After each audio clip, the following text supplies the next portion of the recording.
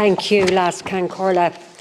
First of all, Minister, can I say I fully respect you and your commitment to be here, and I understand you may have to leave shortly.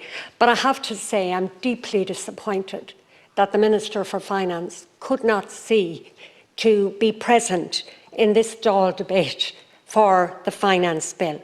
I remember receiving an email from Minister McGrath during the budget debate apologising he couldn't be here, and I accepted that in good faith. But this is a short debate. It's the biggest piece of work that the Minister will undertake for the entire year, and I believe it shows disrespect to the Dáil, not to me personally, I don't matter, but to the people who elected all of us to this House for a debate, as I said, on the single biggest piece of work that the Minister will undertake. He couldn't stay, listen and hopefully respond. I spoke to a colleague recently and I made this point, and the response that this person gave to me was that they had stopped making arguments, they had stopped making the case, they simply make political statements. And you know something, I can see why. And I want to emphasise, Minister, it's absolutely nothing to do with you. I appreciate whatever minister is here, but it's the role of the Minister for Finance to be here. This is the finance bill. Now, looking at the budget itself and the finance bill, there are a number of positive aspects to the bill, but of course the role of the opposition is to look at the gaps and suggest changes that need to be made. And in the time I have allotted to me, I want to look at just two aspects to the budget and the finance bill. The first is the impact of one-off payments vis-à-vis permanent changes in social welfare rates, taxation changes, etc. And secondly, the failure from a budgetary perspective to address in any way the worsening regional imbalances and the widening economic gaps between regions in Ireland. In my contribution on Budget Day, I described the one-off measures in this budget like lights on a Christmas tree. Lovely to look at, and they brighten up any room at Christmas. But when they are switched off, we go back to the normal lighting for the dark days of January and February, and indeed for the rest of the year. The normal lighting in any room is permanent, night in, night out. Like our basic social welfare rates and our taxation changes. They are permanent, and they are what sustains families and individuals year on year.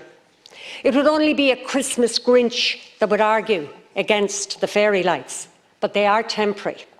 So, Minister, while I understand the rationale for one-off payments due to the high energy, food inflation, etc., it is the permanent increases in social welfare benefits, in disability allowance, etc., that is the bread and butter of any budget. And in order to understand the impact of these once-off payments vis-à-vis temporary measures, detailed analysis needs to be carried out, looking at the medium to long-term impact on different groups of people. And we are hugely indebted to Social Justice Ireland for the detailed analysis they provided last year and this year and other years, because that allows us to see the bigger picture, the ongoing impact on children, on individuals and on families. On page 59 of their socio-economic review for last year, Social Justice Ireland tells us that they have consistently argued for the prioritisation of low-income welfare-dependent families in budgetary policy, and they welcome how recent cost of living supports have particularly assisted this group. However, they go on to say, we are concerned that there is a contrast between permanent changes to income taxation levels in Budget 2023 and, of course, the same happened in Budget 2024. In time, these temporary measures will disappear, but the permanent changes will remain, and these permanent measures have favoured better-off households, regrettably, much of the recent progress will be reversed.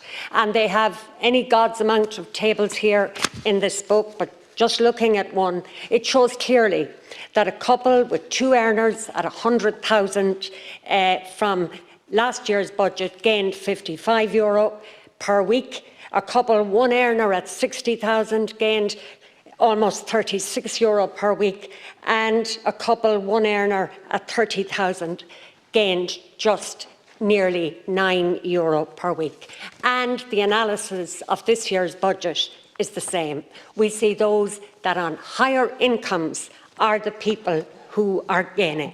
And Minister, while I welcomed the changes, particularly in the USC, because that should benefit those on lower income, we still see that the overall impact of the changes in taxation and USC measures benefits those who are better off, working people who are better off.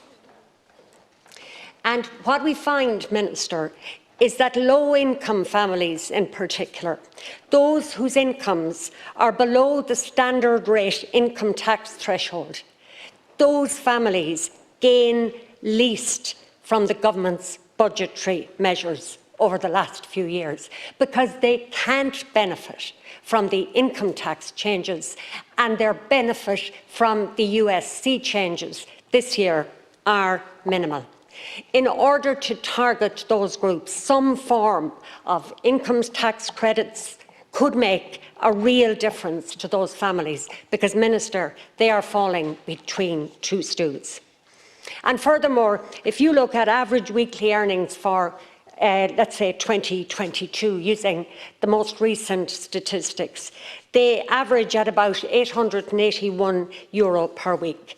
And given that social welfare payments should be benchmarked at about 27.5% of average weekly earnings, that did not happen last year.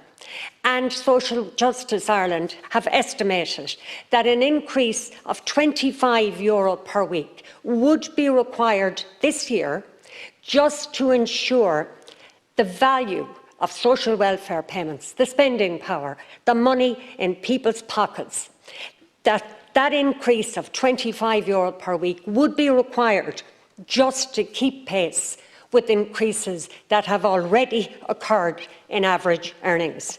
Yet, Minister, the budget only provided a permanent increase of €12 per week. We know that the weakest in our society get left behind unless welfare increases keep pace with earnings elsewhere in the economy. And, Minister, that is not happening. And if we look at those on contributory pension, the National Pensions Policy Initiative proposed a benchmark of 34%, about one-third of gross average industrial earnings for the contributory state pension.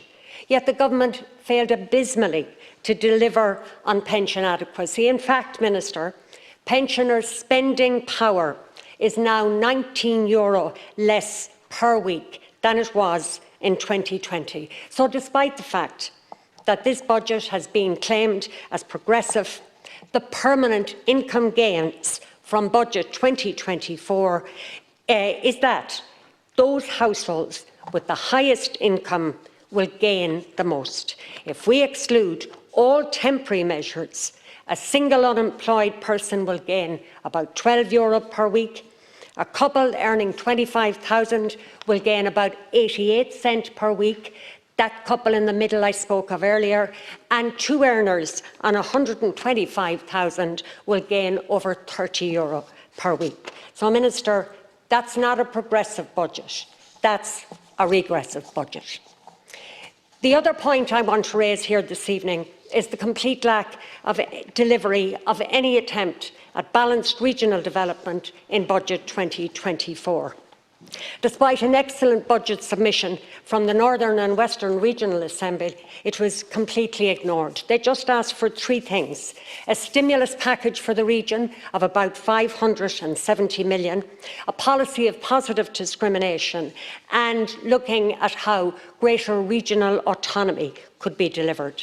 And the reason they did this, they gave the full analysis to show that regional inequalities continue to rise in Ireland. You may have sat there this morning when I outlined all of these to the Taoiseach, showing that disposable income in the Northern and Western region is now an astonishing 25 percentage points less than in the Eastern and Midland region. And Minister, that has grown in the last number of years. The gap is getting wider.